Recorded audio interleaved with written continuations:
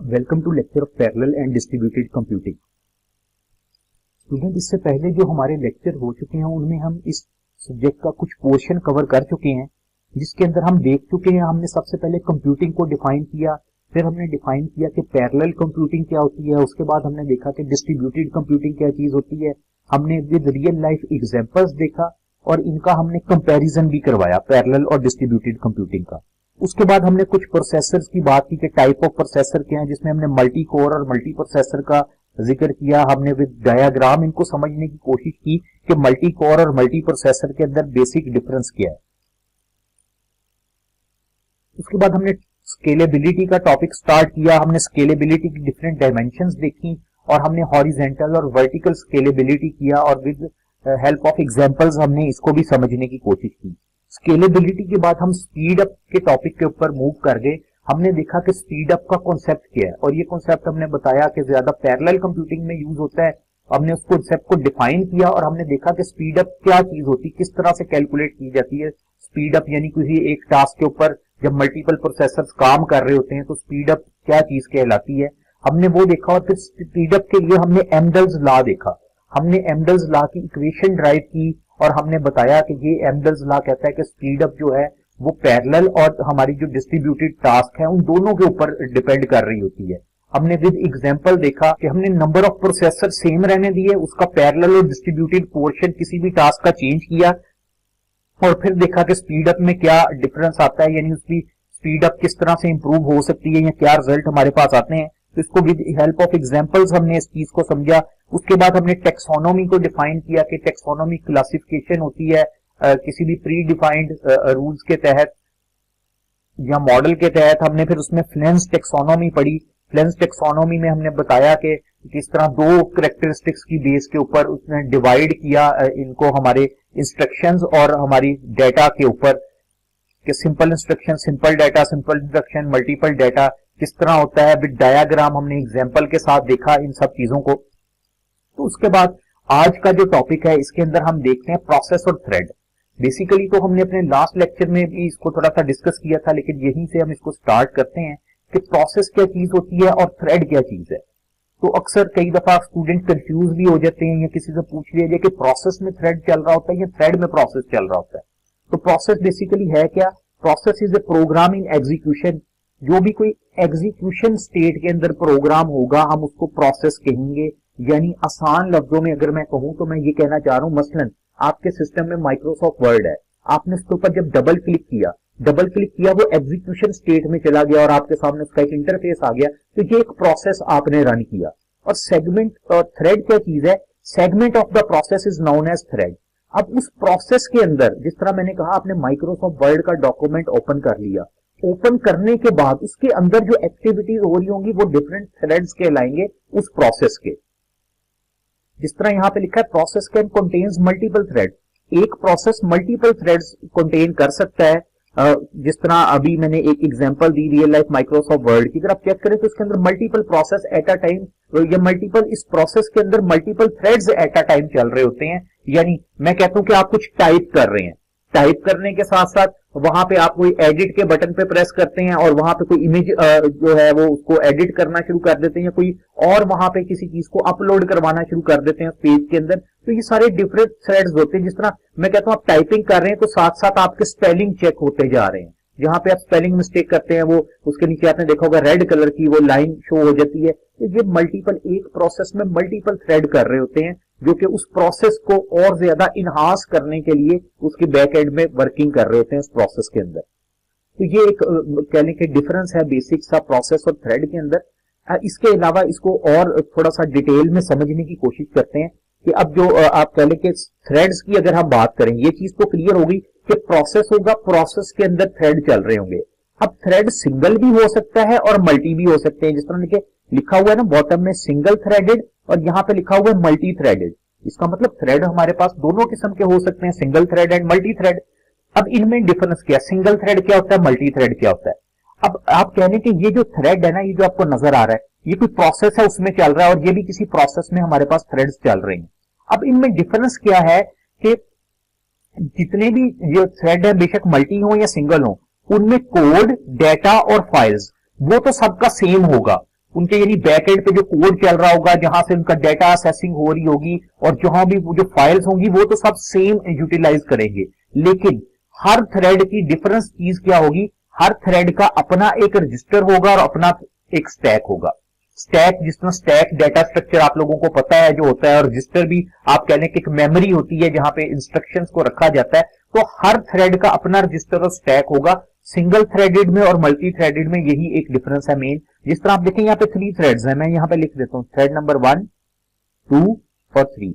अब ये 3 थ्रेड्स हैं। अब इन 3 थ्रेड में देखें, ये जो थ्रेड 1 है इसका एक अपना रजिस्टर और स्टैक है। इसी तरह जो थ्रेड नंबर 2 है उसका अपना रजिस्टर और स्टैक है, और थ्रेड नंबर 3 का भी अलग से रजिस्टर और स्टैक है। तो ये सिंगल थ्रेडेड और मल्टी थ्रेडेड में मेन डिफरेंस यही है कि उनका कोड, डाटा और फाइल वो तो सारे सेम ही एसेस कर रहे होते हैं, लेकिन हर किसी का अपना स्टैक और अपना रजिस्टर होता है। जिस तरह यहाँ पे देखें एक सिंगल थ्रेड था तो उसका ये रजिस्टर और स्टैक है। इसी तरह इस डायग्राम में भी आप देख पा रहे हैं। तो ये सिंगल थ्रेडेड और मल्टी थ्रेडेड में डिफरेंस है। नेक्स्ट इसकी प्रोसेस और थ्रेड की एक एग्जांपल दी गई। जिस तरह अभी जब मैंने ये टॉपिक स्टार्ट किया, मैंने आपको माइक्रोसॉफ्ट वर्ड की एग्जांपल से उसको एक्सप्लेन करना स्टार्ट किया। तो अगर हम वही वर्ड प्रोसेसिंग की एप्लीकेशन की बात कर लें, और भी एग्जांपल हो सकती हैं। हम इसकी एग्जांपल इसलिए ले रहे हैं क्योंकि हर कोई इससे यूज टू है। माइक्रोसॉफ्ट वर्ड जाहिर बात है आप इसको यूज करते रहे हैं और करते भी होंगे। तो अब इसमें क्या है, MS word is a process. Process क्या है, मैंने उसके ऊपर क्लिक किया, उसको एग्जीक्यूट कर दिया। जब वो एग्जीक्यूशन स्टेट में चला गया कोई भी प्रोग्राम, हम उसको कहते हैं एक प्रोसेस है। अब उसके अंदर जिस तरह यहाँ पे लिखा spelling checking in Microsoft word is a thread, कि वो जो स्पेलिंग चेकिंग उसके अंदर चल रही होती है वो उसका एक थ्रेड होता है जो काम कर रहा होता है। क्योंकि वो जो एक मेन प्रोसेस है, मल्टीपल थ्रेड जिस तरह मैंने कहा ना, उस प्रोसेस की एग्जीक्यूशन और उसकी वर्किंग को मजीद इनहांस कर रहे होते हैं, मजीद हमें फंक्शनैलिटी प्रोवाइड कर रहे होते हैं उसके अंदर। तो अब ये जिस तरह स्पेलिंग चेकिंग है ये भी उसका एक फंक्शन है। अब ये एज अ थ्रेड चल रहा होता है। और यहाँ पे देखें सेकंड पॉइंट पे लिखा है प्रोवाइडिंग इनपुट की strokes is an other thread in Microsoft word. कि आप जिस की को प्रेस करते हैं, आप प्रेस कर रहे हैं, साथ साथ स्पेलिंग वाला थ्रेड भी चल रहा है, वो चीज टाइप भी होती जा रही है, तो ये भी थ्रेड है। Load an image from hard drive is an other thread. अब आप उसमें एक इमेज भी लोड करते हैं उस फाइल में, वो भी एक थ्रेड है। तो इसी तरह एक प्रोग्राम के अंदर मल्टीपल थ्रेड्स हो सकते हैं, जिसको हमने समझने की कोशिश की माइक्रोसॉफ्ट वर्ड की एक कह लें कि एप्लीकेशन से। उसको हमने कहा एज अ प्रोसेस लेके चले, और उसमें कौन कौन से थ्रेड हो सकते हैं उसके बारे में थोड़ी सी हमने डिस्कशन की।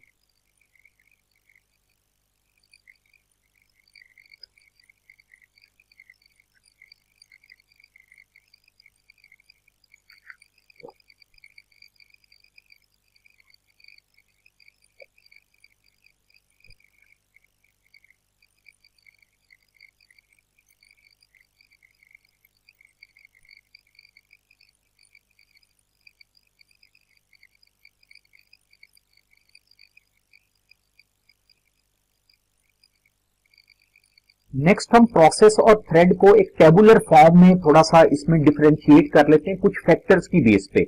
यानी हम इनका कुछ कंपैरिजन करवा लेते हैं। Comparison definition wise, wait wise, context switching, communication, resource consumption, time of creation और टाइम फॉर टर्मिनेशन। ये फैक्टर्स हैं हमारे पास, इनको नंबरिंग कर लेते हैं 1 2 3 4। ये 7 फैक्टर्स हैं। हम इन 7 फैक्टर्स की बेस के ऊपर इसको थोड़ा सा डिस्कस कर लेते हैं कि क्या है इनमें मेजर डिफरेंस प्रोसेस और थ्रेड का। अब जो प्रोसेस होता है ना, वो एक प्रोग्राम अंडर एग्जीक्यूशन, जिस तरह हमने पहले बात की, एग्जांपल दी, माइक्रोसॉफ्ट वर्ड की एग्जांपल ली कि हमने इसके ऊपर डबल क्लिक किया, वो एग्जीक्यूट हो गया। वो जो रन होता है वो बेसिकली उसकी एग्जीक्यूशन हो रही होती है। जब वो एग्जीक्यूट हो जाता है हम उसको कहते हैं एक प्रोसेस चल रहा है। थ्रेड क्या है, thread is A segment of process, उस प्रोसेस का एक हिस्सा है। यानी वो जो एक एप्लीकेशन अब रन हो गई, हमारा सामने उसका इंटरफेस आ गया, उसके अंदर मल्टीपल सेगमेंट्स चलेंगे, वो जो सेगमेंट होंगे वो थ्रेड कहलाएंगे। वेट की बात करें, वेट से यहां पे मुराद कि कितनी वो स्पेस टाइप आप कह लें ले रहा होता है, यानी फाइल उसकी जो है। अब हैवी वेट से मुराद प्रोसेस। आप जिस तरह देखिए, अगर हमने माइक्रोसॉफ्ट वर्ड की एग्जांपल दी, वो एक प्रोसेस है, उसका वेट हैवी है, यानी उसको लोड होने में थोड़ा सा टाइम लगता है। हैवी वेट से मुराद यहाँ पे लोड होने में थोड़ा टाइम लगेगा। हम ये नहीं कहेंगे कि वो इतने एमबी की फाइल है इसलिए हैवी वेट कह रहे हैं, और ये नहीं बात। बात है वेट से मुराद के उसका साइज थोड़ा ज्यादा है। आपने देखा जब उस पर डबल क्लिक करते हैं कुछ 2 4 5 सेकंड वो लेता है उस चीज को ओपन करने में, लेकिन थ्रेड लाइट वेट होता है, थ्रेड के लिए वेट नहीं करना पड़ता। जैसे ही प्रोसेस एक्टिव होता है हम थ्रेड में, जिस तरह मैं कहता हूं अब वहां पे ऊपर कुछ टैब्स दी गई हैं, फाइल, एडिट और प्रीव्यू, आप किसी के ऊपर क्लिक करते हो उसी वक्त आ जाता है, उसकी लोडिंग में इतना टाइम नहीं लगता। तो उसके अंदर जो थ्रेड्स चल रहे हैं उनकी लोडिंग में इतना टाइम नहीं लगता, हम उनको इस सेंस में लाइट वेट और हैवी वेट की बात कर रहे हैं। नंबर 3 पे हमारे पास आ जाती है कॉन्टेक्स्ट स्विचिंग। कॉन्टेक्स्ट स्विचिंग क्या चीज है? कॉन्टेक्स्ट स्विचिंग में हम कहते हैं more time required for context switching. इसमें कॉन्टेक्स्ट स्विचिंग में ज्यादा टाइम लगता है, थ्रेड में कम टाइम लगता है। अब कॉन्टेक्स्ट स्विचिंग है क्या? इसको हम ऐसे समझ सकते हैं कि देखें हमारे पास मैं कहता हूं एक सीपीयू है, वो एक प्रोसेस के ऊपर काम कर रहा है, ठीक है, प्रोसेस पे वर्किंग कर रहा है और कुछ ही देर बाद एक और नया प्रोसेस नंबर 2 आ गया उस सीपीयू के पास। सीपीयू 1 ने फॉर एग्जांपल उस प्रोसेस को रोक दिया, रोक के प्रोसेस 2 स्टार्ट कर दिया, या प्रोसेस 1 को उस टाइम जब आया वो खत्म हो गया था, प्रोसेस 2 स्टार्ट हो गया, या आप ये कह लें प्रोसेस 1 चल ही रहा था, प्रोसेस 2 आ गया और उसकी प्रायोरिटी ज्यादा थी, सीपीयू ने प्रोसेस 2 पे काम करना शुरू कर दिया। जैसे ही सीपीयू ने प्रोसेस 2 पे काम करना शुरू कर दिया तो सीपीयू प्रोसेस 1 जिस पे वर्किंग कंटिन्यू थी उसकी जो भी करंट स्टेट होगी उसको वो अपने पास सेव कर लेगा। सेव करने से मुराद ऐसा नहीं होगा कि जब वो अगर प्रोसेस 2 कंप्लीट करता है 2 के बाद दोबारा 1 की तरफ आता है तो वह 1 को बिल्कुल जीरो से स्टार्ट से करेगा, इस तरह नहीं होगा। वो उसकी स्टेट अपने पास सेव कर लेगा कि इसको कहां तक एग्जीक्यूट करवाया था, वहां से ही आगे उसको कंटिन्यू कर देगा। तो इसको बेसिकली इस कॉन्सेप्ट को हम कहते हैं कॉन्टेक्स्ट स्विचिंग। तो इसमें कॉन्टेक्स्ट स्विचिंग में एक प्रोसेस चल रहा हो, प्रोसेस चलते हुए आप दूसरा प्रोसेस चला दें, उसमें कुछ आपने देखा होगा कुछ टाइम लग जाता है। टाइम से मुराद मैं कहता हूं आपने एक कोई हैवी सा सॉफ्टवेयर ओपन किया, वो ओपन हो रहा है, साथ ही दूसरा कर दिया। अब ये दोनों एक ओपन होगा फिर दूसरा ओपन होगा, या एक की स्टेट सेव करके वो पहले दूसरा जिसको आपने बाद में किया उसको ओपन कर देता है, तो ये कॉन्टेक्स्ट स्विचिंग हो रही होती है। लेकिन थ्रेड में कॉन्टेक्स्ट स्विचिंग कम टाइम लेता है कि जब प्रोसेस ही रन हो गया, अब प्रोसेस के अंदर थ्रेड रन होना है, वो तो उसी वक्त हो जाता है, जो काम आप कर रहे होंगे उस प्रोसेस में जाके वो होता रहेगा, उसमें तो कोई इतना इशू नहीं है। तो ये कॉन्टेक्स्ट स्विचिंग है कि प्रोसेस जो है उसको ज्यादा टाइम चाहिए होता है कॉन्टेक्स्ट स्विचिंग के लिए, थ्रेड को कम टाइम चाहिए होता है। नेक्स्ट आ जाता है communication. Communication between process require more time than thread. दो प्रोसेसेस के दरमियान जो कम्युनिकेशन हो रही होती है उसको ज्यादा टाइम चाहिए होता है, क्योंकि हम कह चुके हैं प्रोसेस हैवी वेट होता है, इसलिए जब वो हैवी वेट होता है तो उसको कम्युनिकेट करने के लिए भी ज्यादा टाइम चाहिए होता है। थ्रेड जो है वो हम कह चुके हैं लाइट वेट होते हैं, इसलिए बिटवीन थ्रेड्स के दरमियान जब कम्युनिकेशन हो रही होती है तो वो फौरन से ही हो जाती है, उसके लिए कोई इतना टाइम की जरूरत नहीं होती। ये time requirement as compare to process कम होती है। नेक्स्ट नंबर 5 पे हमारे पास आ जाता है रिसोर्स कंजम्पशन। रिसोर्स कंजम्पशन क्या चीज है? Process require more resources than thread. एक प्रोसेस को एग्जीक्यूट होने में ज्यादा रिसोर्सेज की जरूरत होती है। रिसोर्सेज से मुराद क्या चीज है कि जिस तरह आप देखें जब किसी फाइल ने एग्जीक्यूट होना होता है या आप किसी चीज को इंस्टॉल करते हैं, किसी सॉफ्टवेयर को आप जिस ड्राइव में करते हैं वहां जाकर उसका फोल्डर ओपन करें, वहां पे आपको बेशुमार किस्म की फाइल्स नजर आती हैं। तो बेसिकली वो रिसोर्सेज होते हैं, हम कह सकते हैं कि उन्होंने उसको यूज करना होता है। कुछ वो रिसोर्सेज और कुछ हमारे ऑपरेटिंग सिस्टम के भी रिसोर्सेज होते हैं जो कि सिस्टम को रन करने के लिए या किसी फाइल को प्रोसेस को एग्जीक्यूट करने के लिए उसको वो रिसोर्सेज असेस करने पड़ते हैं। तो प्रोसेस को रिसोर्स कंजम्पशन ज्यादा होती है, थ्रेड की resource consumption as compare to process कम होती है। क्यों कम होती है? क्योंकि थ्रेड तो एक सेगमेंट है प्रोसेस का, जब प्रोसेस एग्जीक्यूट हो जाएगा मेन रिसोर्सेज तो प्रोसेस को चाहिए, इसलिए फिर थ्रेड की जो रिसोर्सेज कंजम्पशन है वो एज कंपेयर टू प्रोसेस कम हो जाती है। Process require more time for creation. एक प्रोसेस को क्रिएट करने के लिए टाइम ज्यादा लगता है। क्यों लगता है? ये अब तक जो हमने पॉइंट पढ़े हैं अगर आप उन्हीं पे एक दफा उनको रिव्यू कर लें तो वहीं से ये चीज सामने आ जाती है कि प्रोसेस क्रिएट होने में टाइम ज्यादा लेता है। थ्रेड प्रोसेस अगर क्रिएट हो गया फिर थ्रेड का तो कोई इशू ही नहीं है, थ्रेड तो उसी वक्त क्रिएट हो जाते हैं प्रोसेस में, तो इसलिए थ्रेड को कम टाइम लग रहा होता है। यानी ज्यादातर आप देखें इसमें जो बात हो रही है ना, हम जो भी फैक्टर डिस्कस कर रहे हैं उसमें मेन इशू जो है वो हम टाइम के पॉइंट ऑफ व्यू से देख रहे हैं कि इसमें टाइम ज्यादा लगता है, उसमें टाइम कम लग जाता है, तो इस हवाले से देख रहे हैं। और ओवरऑल अगर इसका हम एक समराइज करें तो हम कह सकते हैं प्रोसेस जो भी है ना, प्रोसेस हर चीज में टाइम ज्यादा लेगा as compare to thread. Main difference तो वही है जो अभी हमने इससे पहले वाली स्लाइड के अंदर डिस्कस कर लिया। इसी तरह नंबर 7 पे टाइम फॉर टर्मिनेशन, जब टर्मिनेट करना होता है process require more time for termination, लेकिन थ्रेड को टर्मिनेशन टाइम यानी प्रोग्राम को खत्म करने का टाइम जो है वो कम चाहिए होता है थ्रेड को, लेकिन प्रोसेस को खत्म होने का टाइम ज्यादा चाहिए होता है। क्यों चाहिए होता है? क्योंकि प्रोसेस ने अपनी सारी करंट स्टेट्स जो होती हैं उनको सेव करवाना होता है।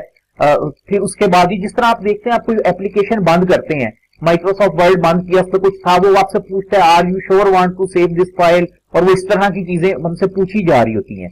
तो इसीलिए इस सेंस में कहा गया कि इसका टर्मिनेशन टाइम भी एज कंपेयर टू थ्रेड जो है वो ज्यादा होता है। तो ये हमारे कुछ डिफरेंसेस थे, हमने कुछ फैक्टर्स की बेस पे कंपैरिजन किया, 7 फैक्टर्स थे जिनकी बेस के ऊपर हमने कंपैरिजन किया, और एक हमने मेजर डिफरेंस भी यानी डिफाइन कर लिया कि प्रोसेस और थ्रेड होते क्या है बेसिकली। हमने फिर उसको डायग्राम की फॉर्म में जाके देखा कि जिस तरह प्रोसेसेस होते हैं ना, एक टाइम में मल्टी प्रोसेसिंग हो रही होती है। अभी हम मल्टी प्रोसेसिंग की तरफ भी जाएंगे, लेकिन जिस तरह मल्टी प्रोसेसिंग हो रही होती है ऐसे मल्टी थ्रेडिंग भी हो रही होती है। मल्टी थ्रेडिंग से मुराद कि एक टाइम में मल्टीपल थ्रेड चल रहे होते हैं, लेकिन जब वो थ्रेड चल रहे होते हैं तो हमने कहा कि उन थ्रेड्स के अंदर क्या होगा, हर थ्रेड का स्टैक और रजिस्टर जो है वो डिफरेंट होगा, यानी अपना स्टैक और इंडिपेंडेंट स्टैक और रजिस्टर होगा। इसके अलावा बाकी कंपोनेंट जो है वो एक ही सेम जो प्रोसेस के होंगे वो यूज करेंगे, जिनमें हमारा कोड हो गया, डाटा हो गया, फाइल्स हो गया, वो तो सेम ही होंगी, लेकिन इनका जो हमारा जो स्टैक है और रजिस्टर्स हैं वो डिफरेंट यूज करेंगे। तो ये इनमें डिफरेंस था। कुछ हमने एक ही एग्जांपल ली माइक्रोसॉफ्ट वर्ड की, उससे इसको कवर करने की भी कोशिश की, डिफरेंस की। उम्मीद है ये चीज आप समझ गए होंगे। अगर कोई क्वेरी, कोई कंफ्यूजन है तो आप मेरे से कांटेक्ट कर सकते हैं, मेरे से पूछ भी सकते हैं। बाकी हम नेक्स्ट लेक्चर में नेक्स्ट टॉपिक को डिस्कस करेंगे जो कि हमारा मल्टी प्रोसेसिंग से रिलेटेड होगा, और फिर उसको देखेंगे कि किस तरह पैरेलल डिस्ट्रीब्यूटेड कंप्यूटिंग के अंदर वो किस तरह से उसकी फंक्शनिंग है और क्यों उसकी जरूरत पड़ती है। Thank you very much.